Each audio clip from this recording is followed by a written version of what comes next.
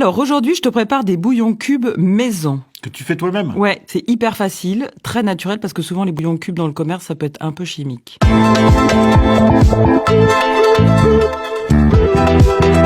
Alors il te faut 500 g de légumes en tout genre, des poireaux, des carottes, mais selon la saison tu peux prendre des fenouils, du céleri branche, de l'ail, de l'oignon, tout ce que tu veux, une branche de persil, une branche de thym, 150 g de gros sel, un filet d'huile d'olive, tu pelles tes carottes. Alors s'il te reste une carotte un peu molle, bah évidemment tu l'utilises, c'est bien aussi d'utiliser les légumes, les restes. Tu peux aussi varier les légumes selon la saison, par exemple tu peux mettre du fenouil, du céleri branche, c'est un peu ce que tu as sous la main. Tu pelles ton échalote, tu pelles ton oignon, tu enlèves les barbes de ton poireau après l'avoir bien lavé, tu pelles tes gousses d'ail, tu enlèves le germe au centre, ensuite tu éminces ton poireau et tu vois comme ça il est bien ouvert en haut parce qu'il a fallu le bien nettoyer, il faut surtout pas qu'il reste du sable à l'intérieur sinon ça foire tout. Tu coupes tes carottes en brunoise, c'est-à-dire en petits dés, tu vois comme ça. Tu fais pareil pour l'oignon et pour l'échalote et l'ail. Cette étape c'est peut-être la plus longue, ensuite c'est quasi fini. Dans une sauteuse anti-adhésive, tu fais chauffer ton filet d'huile d'olive, tu ajoutes les légumes, le sel, le persil et le thym. Alors oui, il y a une très grande quantité de sel, il faut que ça représente 30% du volume de tes légumes. Tu mélanges et tu couvres.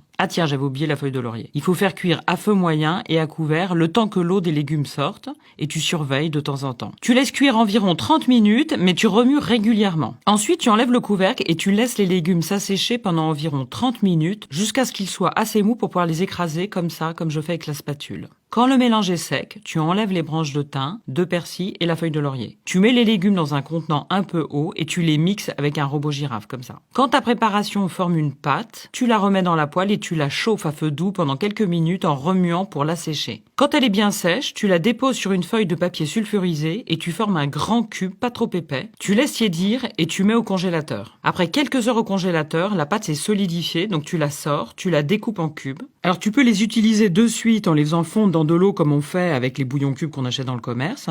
Et puis tu remets le reste au congélateur et en fait tu les as découpés en cubes, comme ça c'est plus facile pour les prélever au fur et à mesure de tes besoins. Et ça tu peux les garder pendant 6 mois au congélateur. Excellent.